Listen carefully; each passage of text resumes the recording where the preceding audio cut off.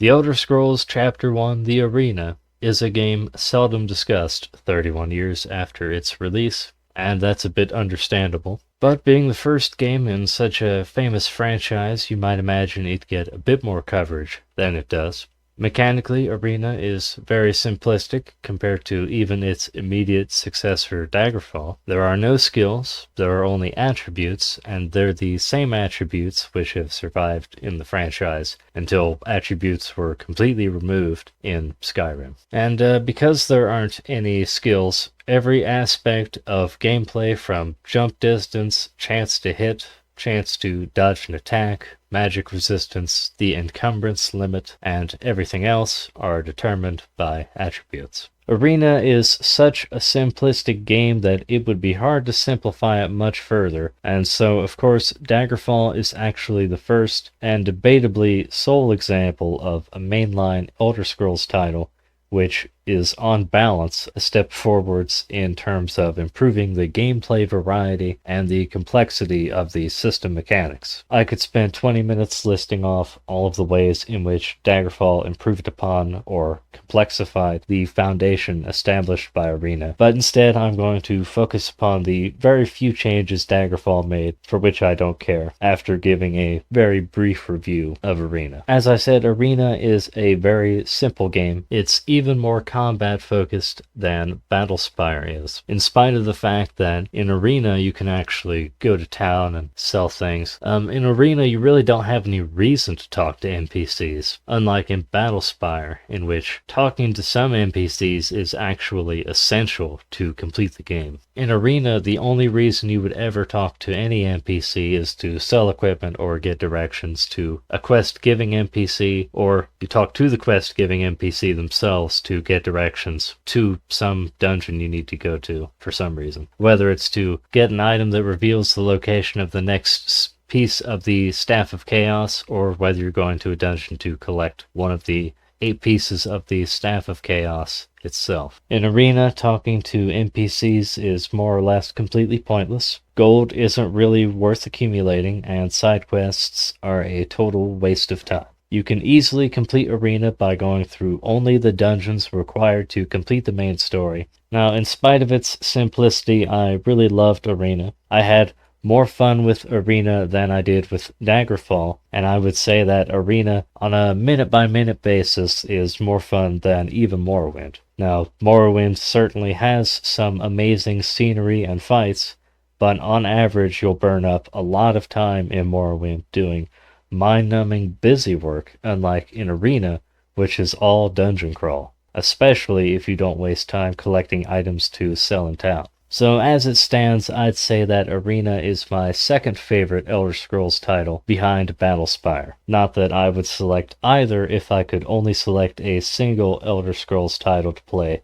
for the rest of my life, but if I could only play any Elder Scrolls title for a set amount of time, let's say an hour, Arena would definitely be my second pick. The main quest dungeons of Arena are all nicely sized. They're large, but not so large as to be an absolute slog to explore, as is the case in Daggerfall, and this is partly because the movement speed is faster than in Daggerfall. The dungeons of Arena are also far easier to explore because there isn't any real vertical movement in any location in the game. There are pits and tunnels and pools of water, but fundamentally they function just like hallways, and don't coil around the dungeon in 10 different directions as they do in Daggerfall. And to illustrate this point, Arena is so lacking in vertical movement that the camera can't even move up and down, which can sometimes make picking up items off the dungeon floors a bit difficult, but it works just fine for the game,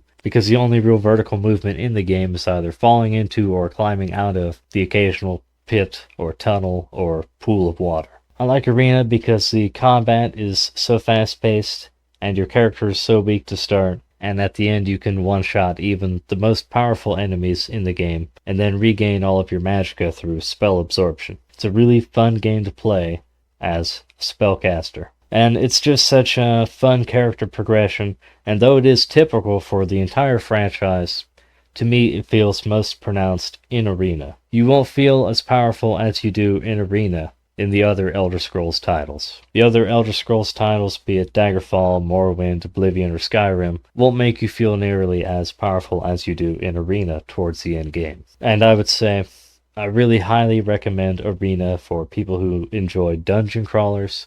I feel as though it's an amazing game. Now on to the handful of things that Daggerfall removed that I liked about Arena. For some reason in Daggerfall they removed negotiating over the sale or purchase price of an item. Of course this was added back into the franchise in Morrowind, but haggling in Arena was just a bit nicer than it was in Morrowind or Oblivion, because of the little snippets of dialogue that were added in during the negotiations. Daggerfall also placed a duration limit upon the shield spell, which really sucks in my opinion, but I understand why they did it. It had to be done for the sake of balance.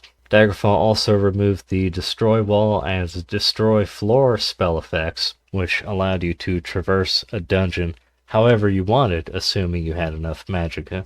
Now I know that it probably would have caused too many problems given the way the dungeons are set up in Daggerfall, but I wish that they could have come up with some way of keeping those spell effects in the game. The issue with keeping those spell effects in the game would have been that, well, if you look at the map, if you look at the dungeon map, the auto map in Daggerfall, you'll see that actually the dungeon isn't really contained in anything, and you can see this in footage of really anybody's playthrough of Daggerfall, including my own. Sometimes, if you jump against certain places in a dungeon, you'll actually end up outside the map. So, if they had destroy wall and destroy floor in Daggerfall, characters would end up outside the map with really no way to get back in. I understand why they didn't keep those spell effects, but I wish that they would have fundamentally redesigned the way that the dungeons were generated so that the effects could have been retained. Because it's really nice to be able to invent your own shortcuts through dungeons. That was really amazing in Arena. That was a lot of fun.